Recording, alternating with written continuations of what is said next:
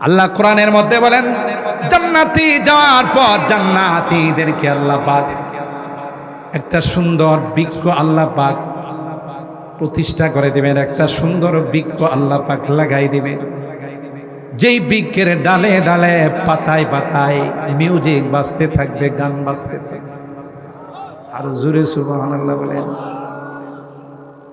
ওই গানগুলো বাজতে থাকবে, জান্নাতীরা আনন্দে নাচতে থাকবে। জীবনে কত গান শুনলাম, জীবনে কত মিউজিক শুনলাম, এত সুন্দর গান তো কোনোদিন শুনি নাই।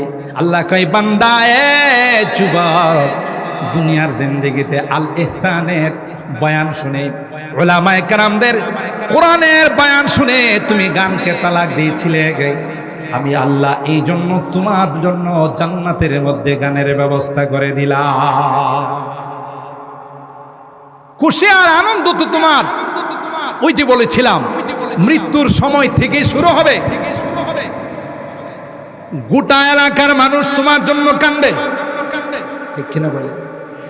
রাস্তায় অলিতে গলিতে বিদ্যাকুট বাজারে বলা বলি করবে, হায় রে এমন মানুষ হয় না, কথা কয় না, হায় রে এমন মানুষ হয় না, এত ভালো মানুষ হয় না, জীবনে কোনোদিন কাহারো সামনে চেহারা কালা করে নাই, কথা কয় না।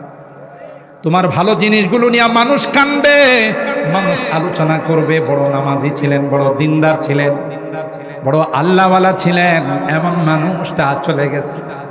গোটা বিশ্ব তোমার জন্য কানবে, আর তুমি মৃত্যুর সময় হাসা শুরু করবে। সুবহানাল্লাহ।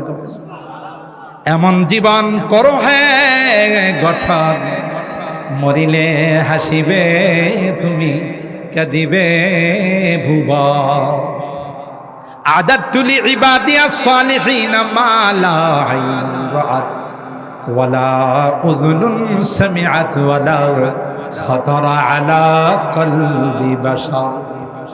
আল্লাহ বলে, রে বান্দা, এ বান্দি, তোদের জন্য এত সুন্দর জান্নাত আমি আল্লাহ বানাইছি, যে জান্নাত দুনিয়ার চোখ দিয়া কোনোদিন দেখো না,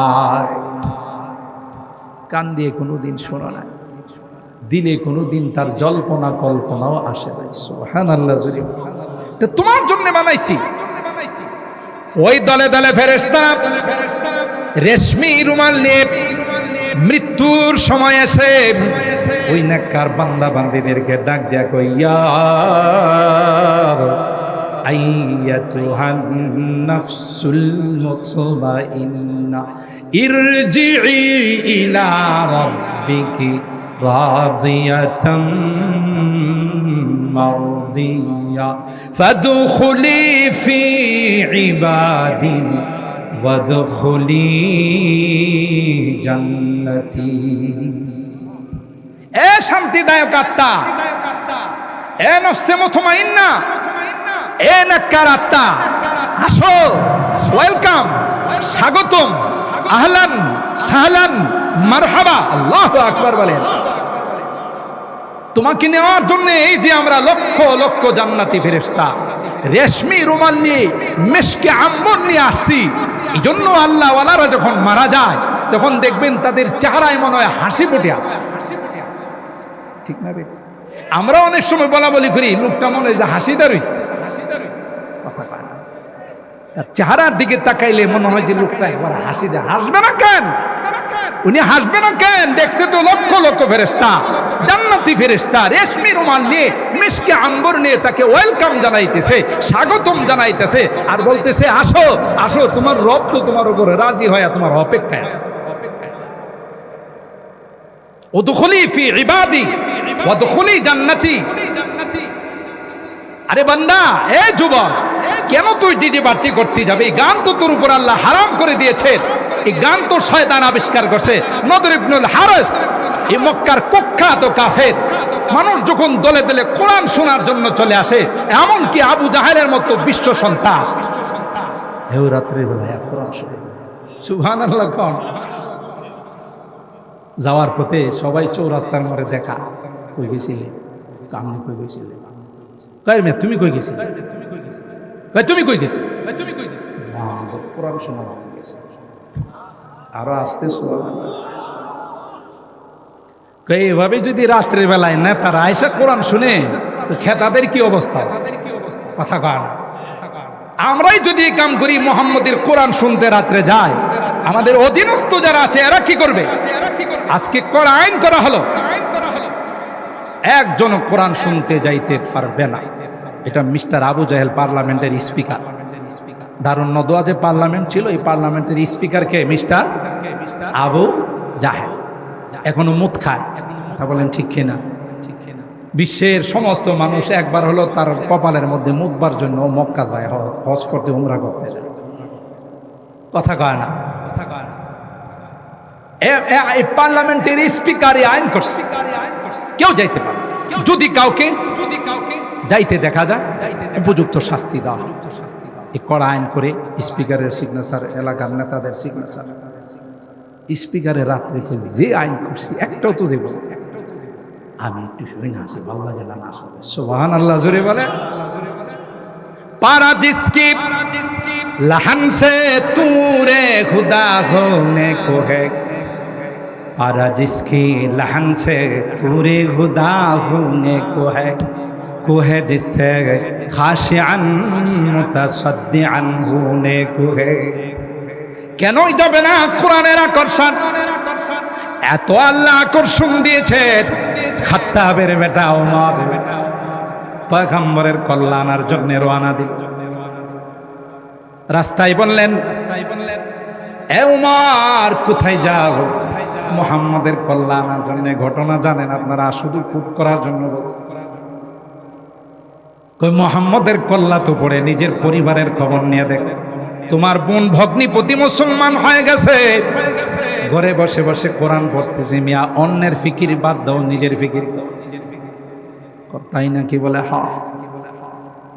বোনের বাড়িতে যাওয়ার আগে একটা আওয়াজ হযরতে ওমর ইবনুল খাত্তাব রাদিয়াল্লাহু তাআলা আনহুর কানে পড়ছে।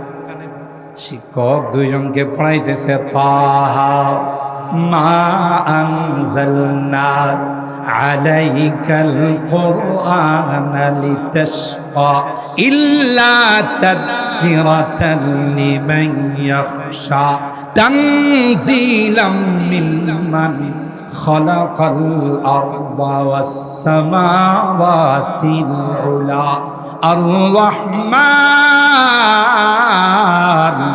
আলাল আরশি ইস্তাওয়া। তিলাওয়াত করতে করতে একটা পর্যায়ে উস্তাদ পড়াইতেছে, ইন্নানি আনাল্লাহ। উস্তাদ বাসার ভিতরে ছাত্রদের কি পড়ায়, ওয়া আনা আখতারতুকা ফাসতামি লিমা ইউহা। আমি তোমাকে নির্বাচিত করেছি, আমি যা বলতেছি সেগুলো তুমি কান দিয়ে শোনো। কি কয় আল্লাহ পাক? দেখ কয়, ইন্নানি আনাল্লাহ লা ইলাহা ইল্লা আনা ফা'বুদনি ওয়া আকিমিস সালাতা লিযিকরি। এ উমর, কোথায় যাও? কোন দিকে রওনা দিলে উমর? এ উমর, আমি আর কেউ না, আমি হলাম তোমার আল্লাহ। ইন্নানি আনাল্লাহ লা ইলাহা ইল্লা আনা ফা'বুদনি ওয়া আকিমিস সালাতা লিযিকরি। উমর, না না, কেউ তোমাকে বানায় না আগে, কেউ তোমাকে মার পেটে খাবার দেয় না। উমর রে, দুনিয়াতে আসার পর 2টা বছর মার বুকে তোমার জন্য আমি খাবার স্টক করে রেখেছি। এ উমর, আর কেউ নাই, আমি আল্লাহ তোমার জন্য খাবার স্টক করেছিলাম। আমি আল্লাহ তোমার সুখ দুঃখের মালিক। তুমি কোথায় যাও? কার কাছে যাও? ইন্নানি আনাল্লাহ। বাস, এই আওয়াজ উমরের কানে পড়ছে। এখন উমরের সব মতি গতি পাল্টায়। কিসের আওয়াজ? কোরআনের আওয়াজ। এমন কোরআন আল্লাহ দিয়েছেন, জিন জাতি আকার দিয়ে উড়ে যাচ্ছিল, রাসূল আকরাম সাল্লাল্লাহু তাআলা আলাইহি ওয়াসাল্লাম তিলাওয়াত করতেছে। ওদের যাত্রা বিরতি করে সবাই একসঙ্গে আল্লাহর নবীর দরবারে উপস্থিত হয়ে বলেন, ফাকালু ইন্না সামি'না কুরআনান আজাবা। এ পয়গম্বর, জীবনে বহু আওয়াজ শুনেছি রে, জীবনে অনেক গান শুনেছি, জীবনে অনেক কণ্ঠ শুনেছি রে, না না, এত মধুর কণ্ঠ, এত সুন্দর আওয়াজ পৃথিবীতে কোনোদিন কারো কাছে শুনি নাই। তাই তো যাত্রা বিরতি করে তোমার কাছে উপস্থিত হয়ে গেলাম। দেরি করো না, দেরি করো না, তাড়াতাড়ি আমাদেরকে পড়িয়ে দাও লা ইলাহা ইল্লাল্লাহ মুহাম্মাদুর রাসূলুল্লাহ। এক কোরআনের আওয়াজ গোটা জিন জাতিকে থামিয়ে ইমানের দৌলত দিয়ে আল্লাহর নবীর কাছ থেকে বিদায় দিয়েছে। সুবহানাল্লাহ। সেই কোরআনের আওয়াজকে, যে আওয়াজের আকর্ষণে কাফির মুশরিকরা পর্যন্ত বাড়িতে থাকতে পারত না, কোন শীতের মধ্যে আল্লাহর নবীর হুজরা মোবারক ঘেরাও করে বসে যায়। সুবহানাল্লাহ বলে। দেখছি যে আবু জাহেল একা একা গেছে, যেহেতু আমি নেতা, আইন তো বানাইছি, আর একটাও তো সাহস করবে। আর অন্যান্য পাতি নেতাগুলো কই, বড় নেতা তো অবশ্যই আসবে না, যেহেতু আইনটা হে বানাইছে। আমি একটা ছোট নেতা গেলে কি হয়েছে? সুবহানাল্লাহ। এভাবে সবাই মনে করতেছে কেউ যাবে না। গতকাল যা ছিল আজকে লোক সংখ্যা আরো বেশি। কিসের আকর্ষণ? বলেন বলেন। সময় শর্ট। বুখারী শরীফের মধ্যে আসে বাবু জাওয়ারি ইবনে দাগিনা লি আবি বকর রাদিয়াল্লাহু তাআলা আনহু, হযরত আবু বকর সিদ্দিক রাদিয়াল্লাহু তাআলা আনহুকে এলাকার মানুষ বের করে দিয়েছে। বেরো, তোমাকে এই এলাকাতে থাকতে দেব না। কেন? তুমি কোরআন তিলাওয়াত করো, তোমার তিলাওয়াত শোনার জন্য আমাদের আশপাশের নারী পুরুষ সব জমা হয়ে যায়, আর তোমার কান্না দেখে সব মুসলমান হয়ে যায়। আল্লাহু আকবার বলেন। হযরত আবু বকরের লকব ছিল রাজুলুন বাক্কা, সবসময় কানতে, নরম মানুষ। সবাই বের করে দিয়েছে, ঠিক আছে। হযরত আবু বকর নিজের সামান নিয়ে যখন বের হয়ে চলে যাচ্ছে,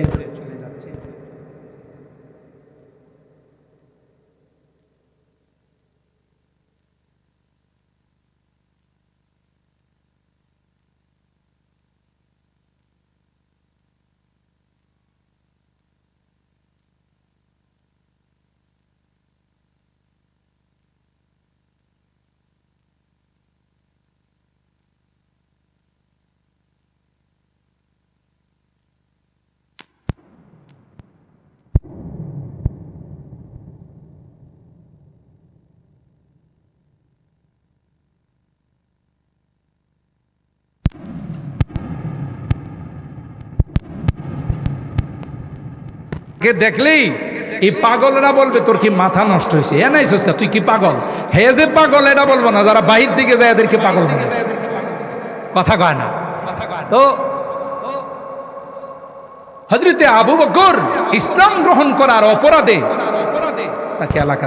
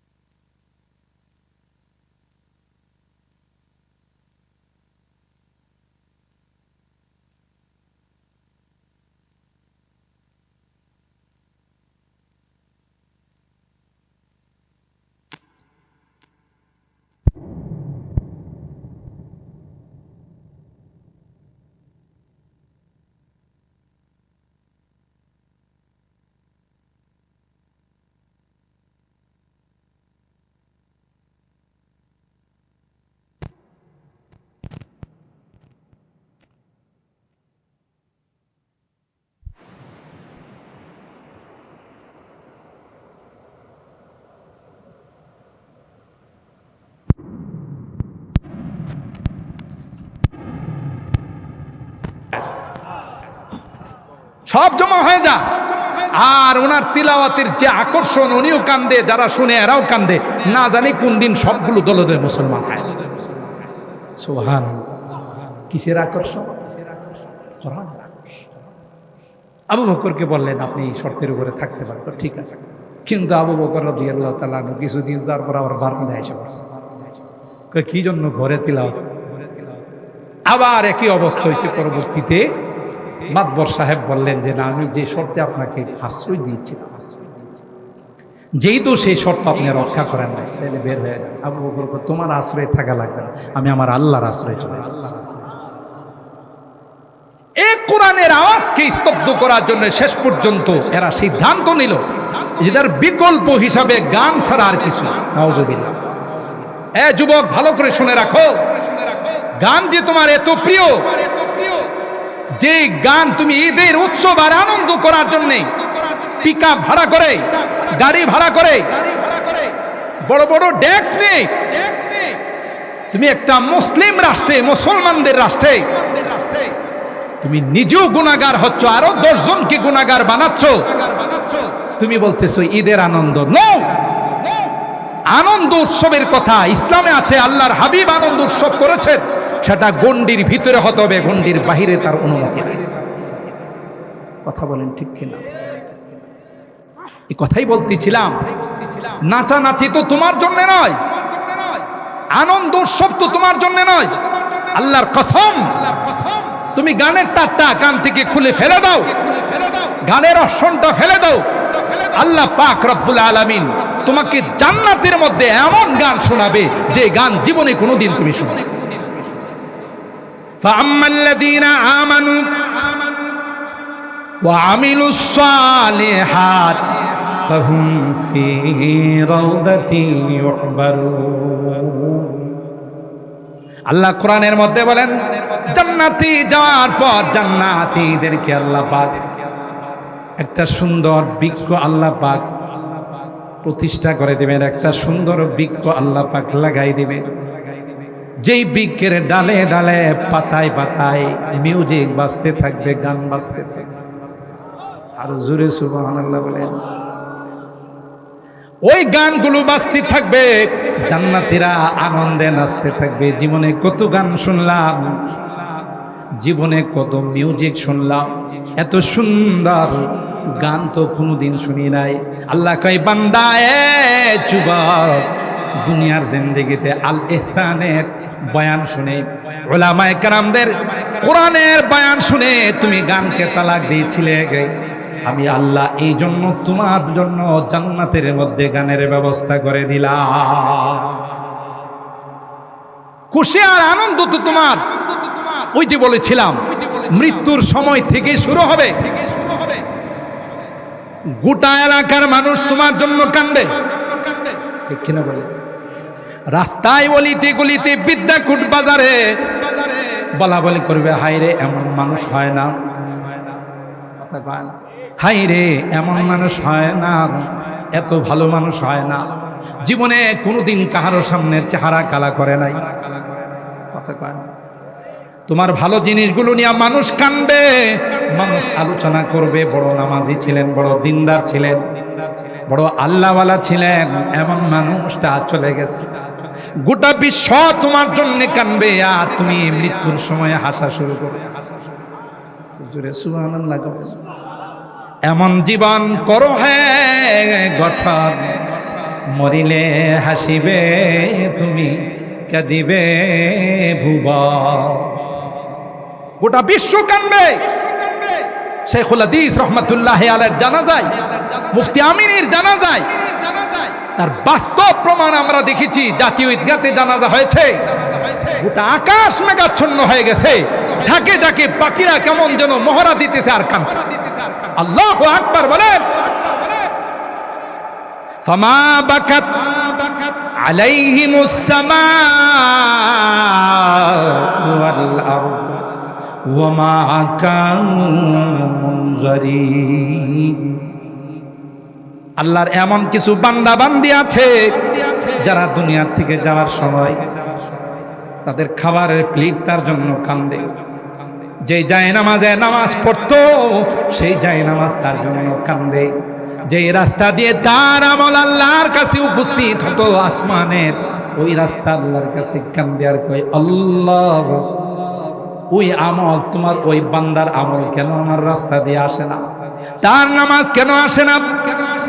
প্লিট কান্দবে আর বলবে, আল্লাহ তোমার ওই নেককার বান্দা আর কি কোনদিন আমার মধ্যে খাবে না? যে খাটে শুইতো খাট কান্দে আর বলে, আল্লাহ কোনদিন কি সে আমার মধ্যে আর শুইবে না?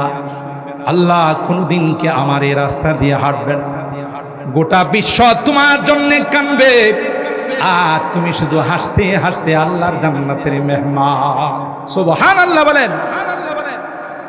এটা হলো তোমার জিন্দেগি। তোমাকে আল্লাহ তাআলা এখানে আনন্দ ফুর্তি, নাচ গান, ডিজে পার্টি বাজে গুনার পাল্লা ভারী করার জন্য আল্লাহ তোমাকে বানান নাই। যুবক, তোমার প্রত্যেকটা মুহূর্তের দাম আল্লাহর কাছে অনেক বেশি। সুবহানাল্লাহ বলেন।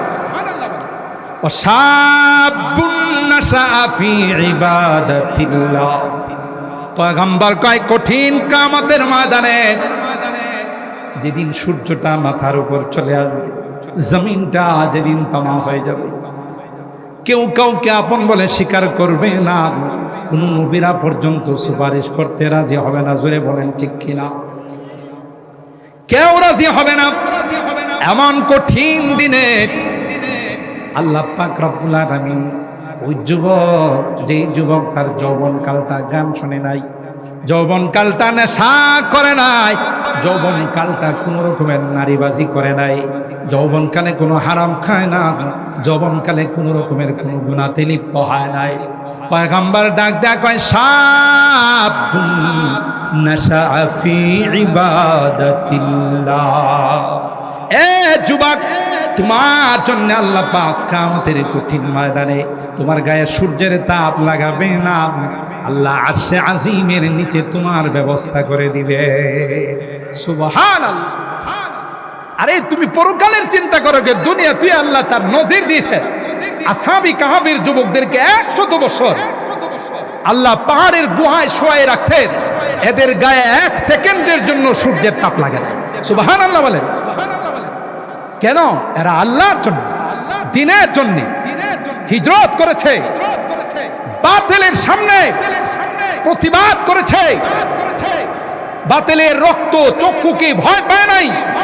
সুজাব জালেম বাদশাকে বলেছিল, রব্বুনা রব্বুস সামাওয়াতি ওয়াল আরদ লান নাদউয়া মিন দুনিহি ইলাহান লাকাদ কুলনা ইযান শাতাতা। এই 7 জন যুবক বুক ফুলিয়ে পৃথিবীর ইতিহাসের মধ্যে সর্বপ্রথম যারা নারায়ে তাকবীরের স্লোগান দিয়েছেন, তাফসীরের কিতাবের মধ্যে আসে, এরা আর কেউ নয়, এরা হলো আসহাবে কাহাফের 7 জন। আল্লাহর জন্য বাতিলকে ভয় পায় নাই। আর আল্লাহ কোরআনে বলতেছেন, ওয়া রাবাতনা আলা কুলুবিহিম ইয কামু ফাকালু রব্বুনা রব্বুস সামাওয়াতি ওয়াল আরদ। আল্লাহ বলেন, তাদের কলবকে আমি মজবুত করে দিয়েছি। সুবহানাল্লাহ। এদেরকে যখন অ্যারেস্ট করার জন্য বাহিনী পাঠাইছে, এরা কই, ড্যামকিয়া তুই জানিস না আমাদের সম্পর্ক আল্লাহর। সুবহানাল্লাহ। যাই হোক, আমি মূলত সূরা লোকমানের এই আয়াতের উপরে কিছু কথা বললাম। আল্লাহ এই আয়াতের মাধ্যমে গানকে হারাম করে দিয়েছে। ঈদের আনন্দ করো, আত্মীয় স্বজনের বাড়িতে যাও, সওয়াব হবে। ছোট যারা আছে তাদেরকে আদর করো। তোমাকে নাচতে কইছি কি? তোমাকে ডিজে পার্টি করতে বলছি কি? তোমাকে ড্যান্স বাজাইতে বলছি কি? যে আনন্দ শরীয়তের গণ্ডির ভিতরে থাকে না, এটা আনন্দ নয়, এটা শয়তানি। কথা বলেন ঠিক না বেঠিক? শয়তানি। এই জন্য হাতে পায়ে ধরে আজকে আল ইহসান এর মাহফিলে, উলামা তলাবা পরিষদের মাহফিলে আমি আপনাদেরকে বিনয়ের সাথে অনুরোধ করে যাব, আপনারা যারা অভিভাবক আছেন, সন্তানরা যেন কোনো রকমের অবৈধ, কোনো রকমের নাফরমানি, কোনো রকমের কোরআন সুন্নাহ বিরোধী কাজে লিপ্ত হতে না পারে, সেদিকে আপনাদেরকে খেয়াল রাখতে হবে। রাত 2টা 3টার সময় ওখানে গিয়ে আড্ডা মারবে। এই যে লাল নীল বাতি দিয়ে সাজাইছেন, লাল নীল বাতি দিয়ে সাজাইছে, ওখানে আপনার উপযুক্ত সন্তান, উপযুক্ত ছেলে মেয়ে গিয়ে আড্ডা দিবে, আর আপনি কোনো খোঁজখবর নেবেন না। আল্লাহর কসম, আল্লাহর আদালতে আপনি আসামি হবেন। কথা বলেন ঠিক কিনা? এই জন্য পারবো তো ইনশাল্লাহ। আমরা হাত তুলে আল্লাহকে দেখায় সন্তানদেরকে আমরা কন্ট্রোল করব, সন্তানদেরকে গুনার কাজ করতে দেব না। আর এই আল ইহসান উলামা তোলাবা পরিষদ আপনাদের এই জন্যেই কোনো অনৈতিক, কোনো গুনার, কোনো অশ্লীলতা যেন সমাজে হতে না পারে, এই জন্য এই সংগঠন, আমরা তাদেরকে সহযোগিতা করব। আল্লাহ আমাদের তৌফিক দান করেন, আমিন। হাত নামান। যে কয়েকটা কথা আপনাদের খেদমতে আরজ করলাম, আল্লাহ তাআলা এই কথাগুলোর উপর আমাকে এবং সকল